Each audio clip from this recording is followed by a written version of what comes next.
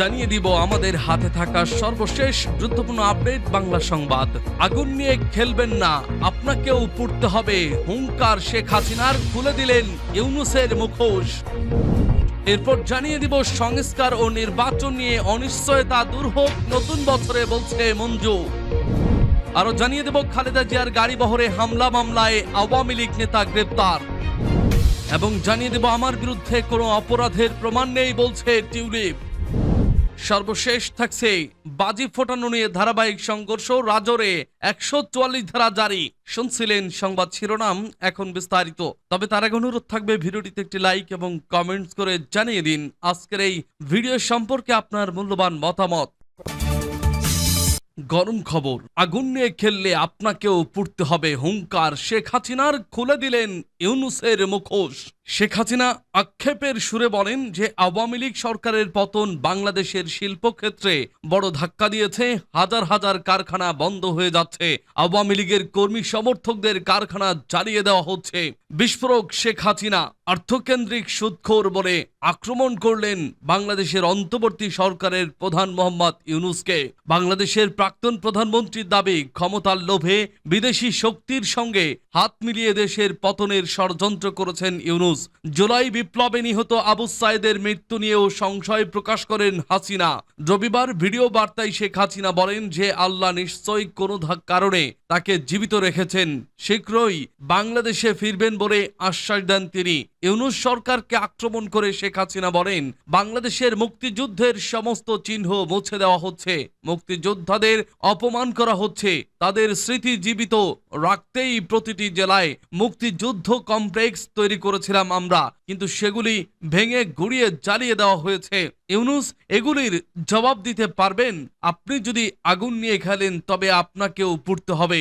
বিদেশি শক্তি বাংলাদেশকে ধ্বংস করতে চাইছে, এই দাবি করে হাসিনা বলেন, সুদখোর, ক্ষমতালোভী, অর্থলোভী, আত্মকেন্দ্রিক ব্যক্তি বিদেশি ষড়যন্ত্র করেছেন এবং দেশকে ধ্বংস করতে টাকা নিচ্ছেন। বিএনপি ও জামায়াতে ইসলামী খুন করেছে, আওয়ামী লীগের সদস্যদের হেনস্থা করছে। শেখ হাসিনা আক্ষেপের সুরে বলেন যে আওয়ামী লীগ সরকারের পতন বাংলাদেশের শিল্পক্ষেত্রে বড় ধাক্কা দিয়েছে। হাজার হাজার কারখানা বন্ধ হয়ে যাচ্ছে, আওয়ামী লীগের কর্মী সমর্থকদের কারখানা জ্বালিয়ে দেওয়া হচ্ছে, শিল্প ধ্বংস করে দেওয়া হচ্ছে, হোটেল হাসপাতাল সবকিছু নষ্ট করে দেওয়া হচ্ছে। তিনি আরো বলেন, বিক্ষোভকারীদের মৃত্যুর জন্য আওয়ামী লীগের কর্মীদের ফাঁসানো হচ্ছে, যারা থানা জ্বালিয়েছে, পুলিশকে মেরেছে, তাদের বিরুদ্ধে কোনো পদক্ষেপ করা হচ্ছে না। আওয়ামী লীগের নেতাদের বিরুদ্ধে মিথ্যা মামলা দায়ের করা হচ্ছে, আমাদের নেতাদের বাড়িতেও থাকতে দেওয়া হচ্ছে না। ইউনূস প্রশাসনকে দোষে হাসিনা বলেন, যদি আইন রক্ষাকারীদের জনসমক্ষে খুন করা হয় তাহলে দেশ কিভাবে চলবে? ইউনূস কি এটা বুঝতে পারছেন না, নাকি তিনি দেশকে বিপদের মুখে ঠেলে দিচ্ছেন? ফ্যাসিস্ট জঙ্গি ইউনূস ক্ষমতার লোভে আমাদের দেশকে ধ্বংস করছে। গত বছরের জুলাই মাসে কোটা সংস্কার আন্দোলনে নিহত আবু সাইদের মৃত্যু নিয়েও প্রশ্ন তোলেন বাংলাদেশের প্রাক্তন প্রধানমন্ত্রী। শুরু থেকেই পুলিশ ও বিক্ষোভকারীরা ভিন্ন দাবি করেছিল। ফেব্রুয়ারি মাসে রাষ্ট্রপুঞ্জের ফ্যাক্ট ফাইন্ডিং টিম রিপোর্ট জানায় যে পুলিশের গুলিতে মৃত্যু হয়েছে সাইদের। 7.62 mm এর বুলেট ব্যবহার উল্লেখ ছিল রিপোর্টে। শেখ হাসিনা দাবি করেন যে পুলিশ ওই আন্দোলনে শুধু রাবার বুলেট ব্যবহার করেছিল, বুলেট ব্যবহার করেনি। হাসিনা বলেন, আবু সাইদের রাবার বুলেট লেগেছিল, পুলিশ বুলেট ব্যবহার করেনি। যখন ওরা পুলিশকে লক্ষ্য করে পাথর ছুঁড়ছিল তখন আবু সাইদের মাথা থেতলে গিয়েছিল পাথরে। পুলিশেরও আত্মরক্ষা করার অধিকার রয়েছে। তাহলে 7.62 mm এর বুলেট এলো কোথা থেকে? আন্দোলনে কে রাইফেল আনে? যখন একজন পুলিশ কর্তা বুলেটটি দেখেছিলেন এবং কে এই ধরনের বন্দুক এনেছিল তা খুঁজে বের করার কথাও বলেছিলেন, তখন ইউনূস তাকে পদ থেকে সরিয়ে দিয়েছেন। ও এটা করেছে কারণ ওই খুনের জন্য দায়ী। আমি জুলাই বিপ্লবের এই ঘটনা নিয়ে তদন্ত কমিটি গঠন করেছিলাম, কিন্তু ইউনূস কাজ করতে দেননি। সংস্কার ও নির্বাচন নিয়ে অনিশ্চয়তা দূর হোক নতুন বছরে, বলছে মঞ্জু।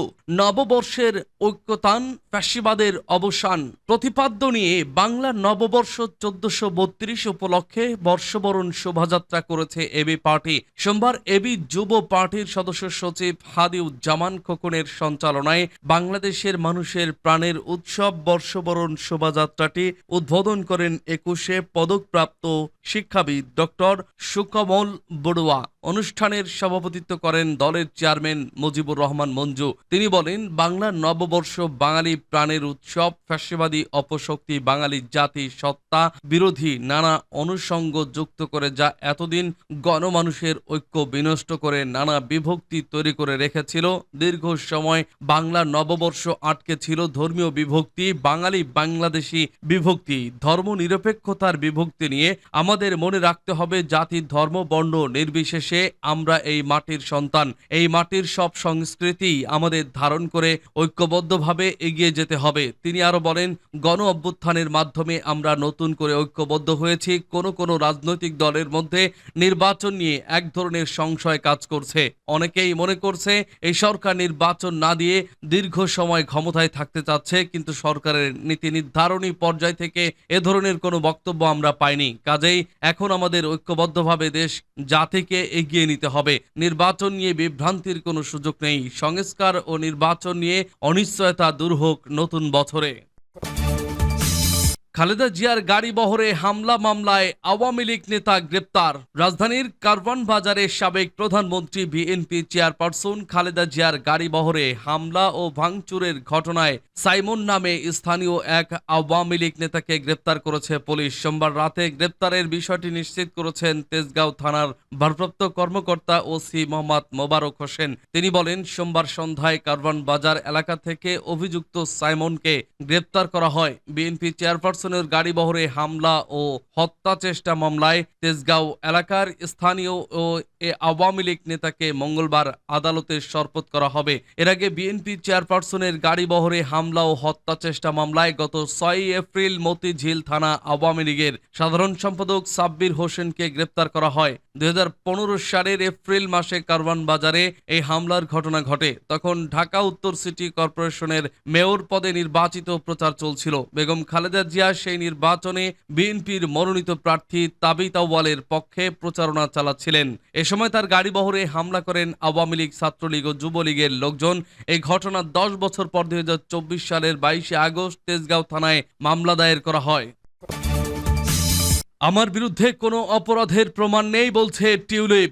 দুর্নীতি দমন কমিশনের বিরুদ্ধে রাজনৈতিক উদ্দেশ্য প্রণোদিত অপপ্রচার চালানোর অভিযোগ তুলেছেন ব্রিটেনে ক্ষমতাসীন লেবার পার্টির এমপি ও সাবেক মন্ত্রী টিউলিপ সিদ্দিক। সোমবার গার্ডিয়ানের এক প্রতিবেদনে বলা হয়, বাংলাদেশে এই গ্রেপ্তারি পরোয়ানা জারির বিষয়ে লন্ডনে সাংবাদিকদের প্রশ্নের মুখোমুখি হন টিউলিপ সিদ্দিক। গ্রেপ্তারি পরোয়ানার প্রতিক্রিয়া জানিয়ে তিনি সাংবাদিকদের বলেন, বাংলাদেশি কর্তৃপক্ষ মিডিয়া ট্রায়াল করেছে। টিউলিপ বলেন, আমার আইনজীবীরা সক্রিয়ভাবে বাংলাদেশি কর্তৃপক্ষের কাছে লিখেছিলেন, কিন্তু তারা কোনো উত্তর দেননি। তিনি আরো বলেন, আমি নিশ্চিত আপনারা বুঝবেন যে আমি এই রাজনৈতিক উদ্দেশ্য প্রণোদিত অপপ্রচারকে কোনো প্রকার গুরুত্ব দিতে বা কোনো মন্তব্য করতে পারি না। তিনি বলেন, এটি সম্পূর্ণ রাজনৈতিক উদ্দেশ্য প্রণোদিত অপপ্রচার।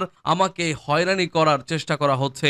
আমার বিরুদ্ধে কোনো অপরাধের প্রমাণ নেই। প্রত্যর্পণ প্রক্রিয়ার মাধ্যমে একটি দেশ ও অন্য দেশকে কোনো সন্দেহভাজন ব্যক্তিকে তার বিরুদ্ধে গ্রেপ্তারি পরোয়ানা জারি করা হলে বিচারের জন্য হস্তান্তর করার অনুরোধ জানাতে পারে। যুক্তরাজ্য বাংলাদেশকে টু বি প্রত্যর্পণ দেশের তালিকায় রেখেছে। এর অর্থ হলো বিচারকেরা টিউলিপকে প্রত্যর্পণ করতে চাইলে সেই বিষয়ে সিদ্ধান্ত নেওয়ার আগে বাংলাদেশকে সুস্পষ্ট প্রমাণ উপস্থাপন করতে হবে। প্রধানমন্ত্রী কিয়ার স্টারমারের মুখপাত্র বলেছেন, তিনি ব্যক্তিগত কোনো মামলায় মন্তব্য করবেন না। রোববার টিউলিপ সিদ্দিকের আইনজীবীরা বলেন, দুদক গত কয়েক মাসে গণমাধ্যমে এর এমপির বিরুদ্ধে বিভিন্ন অভিযোগ করেছে। টিউলিপ সিদ্দিকের আইনজীবী স্টেফেন্স হারউড বিবিসিকে দেওয়া এক বিবৃতিতে বলেন, এই অভিযোগগুলো সম্পূর্ণ মিথ্যা এবং মিসেস সিদ্দিকের আইনজীবীরা লিখিতভাবে এর জবাব দিয়েছেন।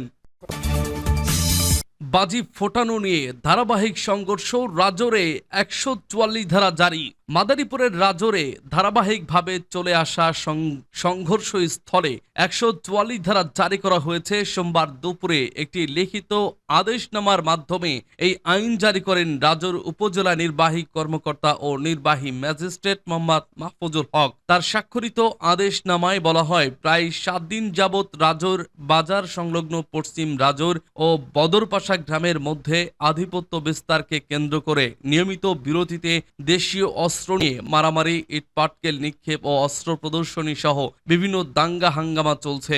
এ সকল আইন শৃঙ্খলা বিনষ্টকারী এবং শান্তি শৃঙ্খলা বজায় রাখার প্রয়োজনে ফৌজদারি কার্যবিধি মতে 144 ধারা জারি করা হলো। এ মোতাবেক রাজৌর বাজার, পশ্চিম রাজৌর, বদরপাশা এবং গোপালগঞ্জ এলাকায় এক বা একাধিক ব্যক্তি চলাফেরা, সভা সমাবেশ, শোভাযাত্রা, মাইকের ব্যবহার, লাঠি সোঁটা বা যে কোনো প্রকারের আগ্নেয়াস্ত্র বহন নিষিদ্ধ ঘোষণা করা হয়। সোমবার দুপুর 1টা থেকে রাত 1টা পর্যন্ত এই 12 ঘন্টা এই আদেশ বহাল থাকবে। তবে দায়িত্ব পালনরত আইন শৃঙ্খলা বাহিনী ও জরুরি সেবা প্রদানে নিয়োজিতদের ক্ষেত্রে এ আদেশ শিথিল থাকবে বলে লিখিত আদেশে জানানো হয়। এ ব্যাপারে রাজৌর উপজেলা নির্বাহী কর্মকর্তা ও নির্বাহী ম্যাজিস্ট্রেট মোহাম্মদ মাহফুজুল হক বলেন, যে কোনো সময় আবারও 2 গ্রামের মধ্যে সংঘর্ষ হওয়ার আশঙ্কা রয়েছে। এজন্য পরিস্থিতি স্বাভাবিক অবস্থায় ফেরাতে 144 ধারা জারি করা হয়েছে। এরপরও যদি কেউ আইন লঙ্ঘন করার চেষ্টা করে তাহলে 144 ধারা অনুযায়ী আইনগত ব্যবস্থা নেওয়া হবে।